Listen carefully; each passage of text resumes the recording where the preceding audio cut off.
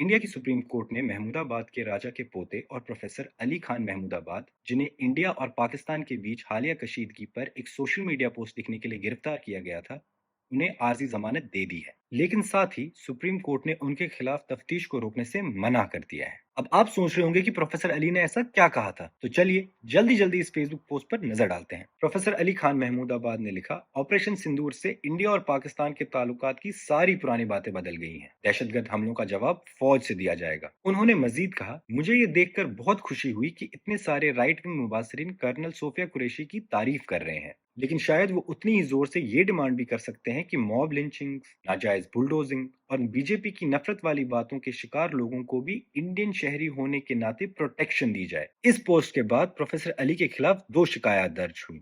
एक बीजेपी के youth leader ने की और दूसरी रियासत हरियाणा के विमेन कमीशन ने। इन एफआईआर के बाद प्रोफेसर अली को उनके घर से गिरफ्तार किया गया। प्रोफेसर अली की गिरफ्तारी पर इंडिया में एकेडमिक्स, स्टूडेंट्स, सामाजिक कारकुन और ऑपोजिशन ने आवाज उठाई और ये बहस भी छिड़ गई कि क्या उनको उनकी मुस्लिम शनाख्त के लिए निशाना तो नहीं बनाया गया। अली खान महमूदाबाद अशोका यूनिवर्सिटी में हिस्ट्री के प्रोफेसर हैं और वो पॉलिटिकल साइंस शोबे के सरबराह भी हैं। उन्होंने अमेरिका के एमहर्स्ट कॉलेज से तारीख और सियासत में ग्रेजुएशन की है। इसके बाद उन्होंने डमास्कस यूनिवर्सिटी से एमफिल किया और बाद में कैम्ब्रिज यूनिवर्सिटी से पीएचडी की डिग्री हासिल की।